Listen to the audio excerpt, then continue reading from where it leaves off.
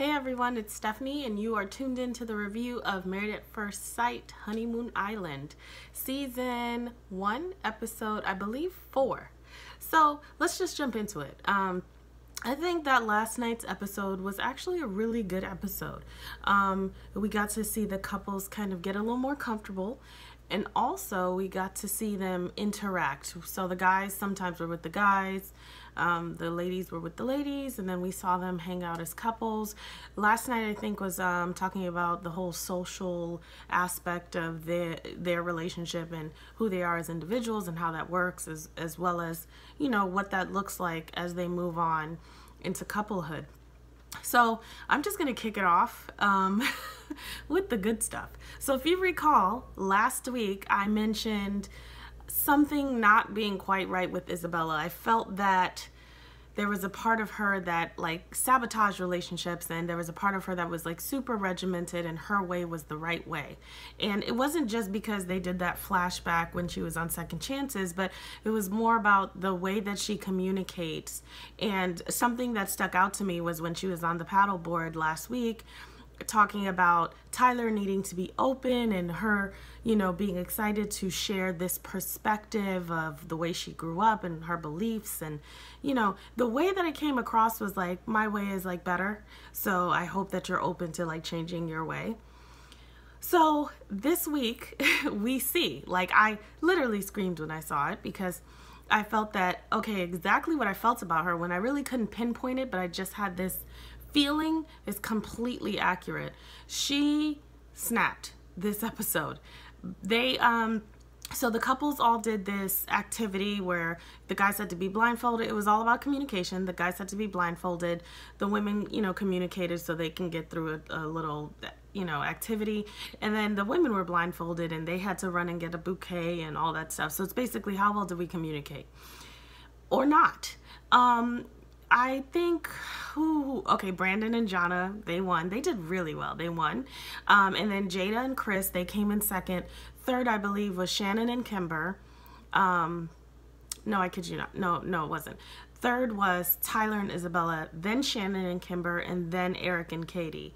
So, you know, Eric and Katie, they like didn't really care that they came in last. Like, they're both very chill people, so they were laughing, and all the other couples, whether they came in first or second or fourth or fifth, were fine. And Tyler was fine coming in third. I knew at the beginning of this activity that Isabella was not going to do well, because she had this expectation that it had to go perfectly, and it would 100% be on him for it to go perfectly. So you need to listen to me. So the moment that it started, I was like, this is not going to go well. And it didn't. You know, they came in third. She took it from 0 to 100 and basically ruined the rest of the day and night because of this activity, because of coming in third. And she shut down. She doesn't really have good coping skills. She doesn't really speak appropriately or respectfully. You know, she really blamed the entire thing on him. And he, you know, Tyler's like very relaxed, so he didn't really get where this was coming from and why it was such a big deal. I like that he kind of stood up for himself a little bit, you know, towards the end of the night. I wish he would have done more, because the way that Isabella is presenting is very rude, very disrespectful, and really it's just like a complete lack of awareness and coping skills. You know, she is someone who, I mean, if she's still this way, she needs to go ahead and just be single for a while, because she needs some self-development and some inner self-work, and to be aware of kind of what's going on and what things mean and why she responds the way she responds. You know, she kind of kept getting on Tyler about, because he's like, it's just a game, you know, like, why are you so upset? And she was like, it's not about the game, it's about the communication. But even in that, like, really trying to be so much more than just the game. But what you're missing is that the game is reflective of how well you communicate, and it also shows you what you need to work on. And so instead of taking that proactive, positive approach of, okay, like, we came in third, why did we come in third?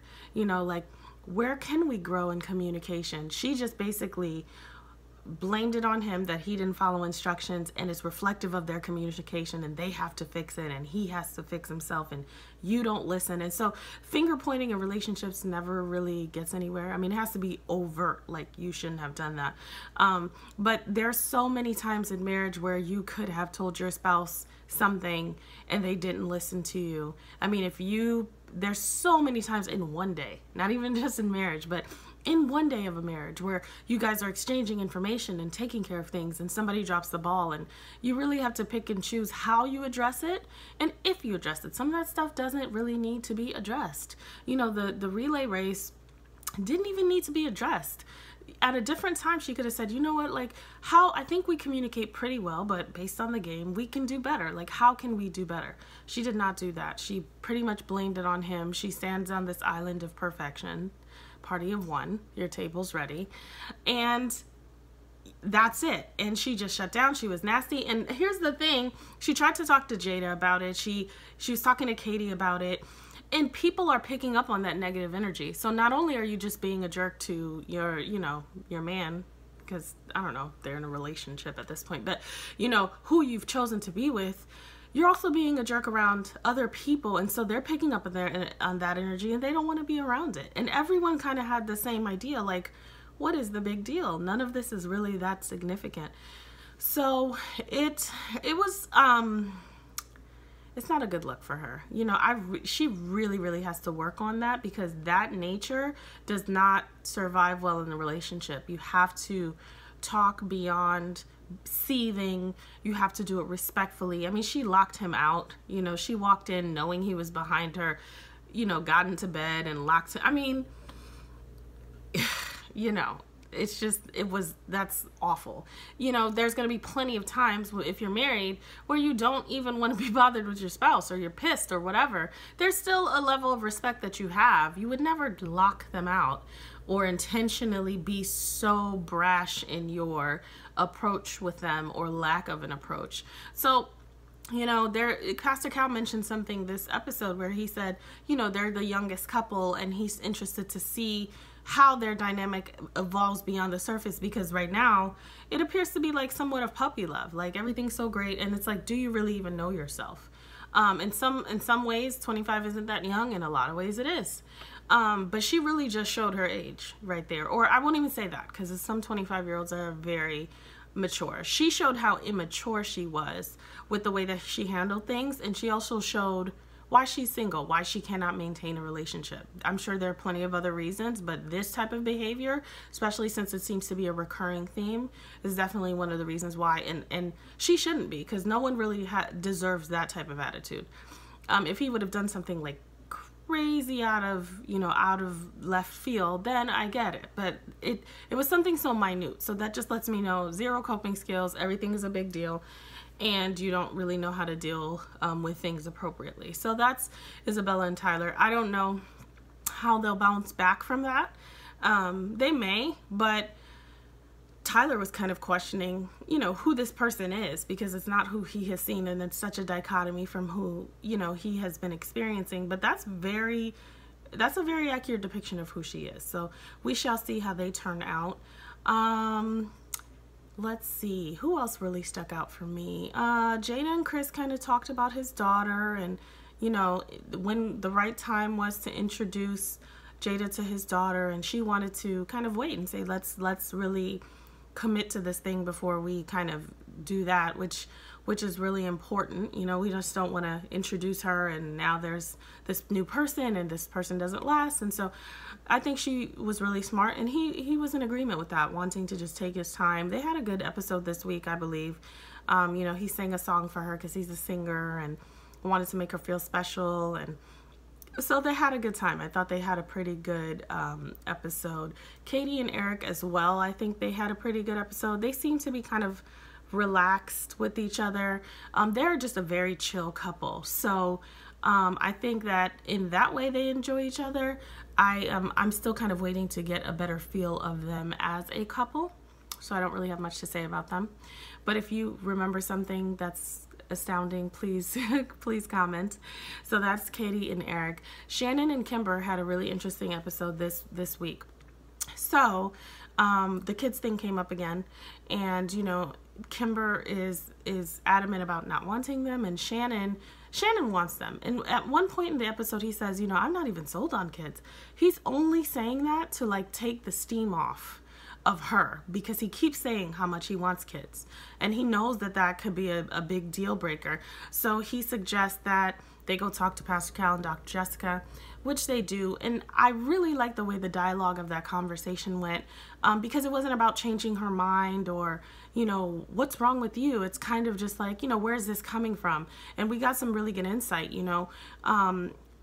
Kimber has had some significant depression in her past, which I picked up on. I don't know why, guys. Sometimes I just pick up on these things, and they're real, and I don't necessarily have a point as to where I got that from, but it didn't surprise me that she said that for whatever reason. But whatever her experiences were traumatic enough for her to not want to pass that on.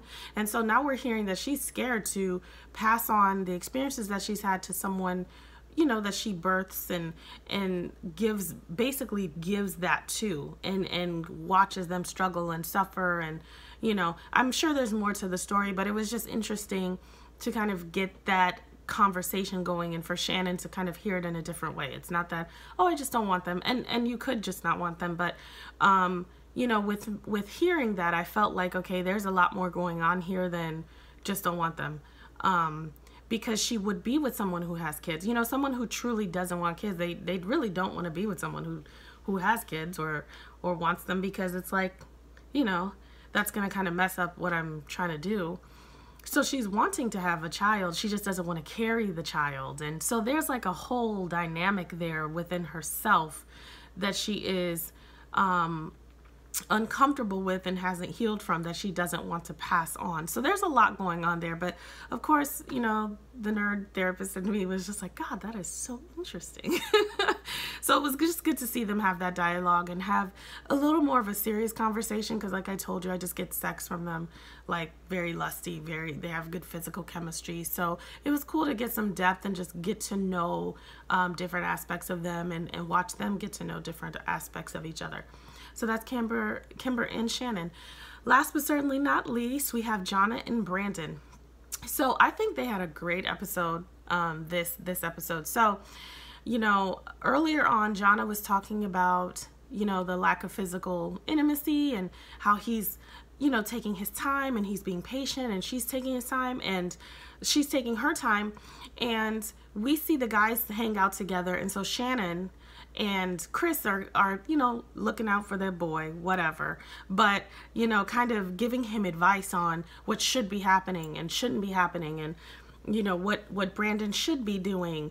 And I really like that Jonna kind of was very solid in the way that he felt. No, I'm comfortable where we are. We're in a good place. It's getting better. Because here's the thing. That is the prime example of how, like, you have to be careful who you take advice from, and you have to be careful of how you let their advice influence your thoughts and your behaviors. So not only are you taking advice from these other single guys, so no shade to the single guys, but I think married men or men in long-term relationships would have given him a different set of advice. But you're taking advice from now maybe these men who tend to engage with women who move a little more quickly. And that may be what it is. However, you cannot, basically judge yourself on their expectations. Like Chris and Shannon's expectations are that things should be moving quickly. Now, had Jonna been someone who was weaker, he would have taken that feedback and applied it to his own situation and ruined a good thing. So even when people have the best intent, even when you're close to them, I feel like everyone is not the person to advise you. There are some things that I won't, ask a close friend, not because I don't trust them, but because they're not the person who has the experience that I need. So I go where that person has that experience or where that person has that insight. So we have to be careful. Just because it's your close friend or, it's your close guy friend, it doesn't really matter. And you really, at the end of the day, regardless, even if it is someone that you go to and you want their advice, at the end of the day, you have to make the right decision for you and for your mate. And so Jonna did that, and I'm so glad because he took his time with Brandon. And then my husband brought something up. He was like, you know, Brandon's from Mississippi, so there is this southern aspect of upbringing, and it happens in the islands too, where women just are bred a little different. I mean, you know, hate on it, but it is what it is historically. And so maybe there's this aspect of kind of taking it a little slow, you know, taking it a little slow, getting to know me, working for it. Like, I don't think we do that anymore. And if you don't want to do that, then you don't have to do that. But let's not crucify the people who do that and who want someone who will take the time to get to know them. And if I put a hoop through it, jump through it. Like, if you really want it, like, whatever that may be. So he kind of brought up a good point that she's Southern, so she might just be in a space where she wants to test him out a little bit, and she has every right. I always tell you guys I could never be on these shows because 8 days or 10 days is not long enough for me. You know, I know that it's an accelerated process, but these are people's real lives, real bodies, real everything. So people get to choose. And I loved seeing that when they had their first kiss, it was genuine. You know, she was touching his, you know, leg before it happened. It was comfortable. It wasn't forced. They wanted it. It was nice to see, and they enjoyed each other, and now they'll move to the next step, wherever that may be for them at that time. Had Jonna taken his advice from his friends with good intentions, he would have sabotaged something that was growing. It's kind of like, I don't know if you guys have seen that meme, but it's like when that flower it has been growing underneath the earth for a very long time, and you're like, ugh, this thing is not growing. But the picture shows that it's like right about to burst through the surface. So sometimes we do that in life. So practice patience if it's worth it. And watching them last night was the perfect example of that. So I think they're doing great. I'm looking forward to seeing them next week. I don't watch reviews or previews, I'm sorry, so I don't know what's going on, but I hope that it's going to continue to build. If I didn't say it already, please subscribe, comment, and like, and I will see you guys next week. Everyone have a great week.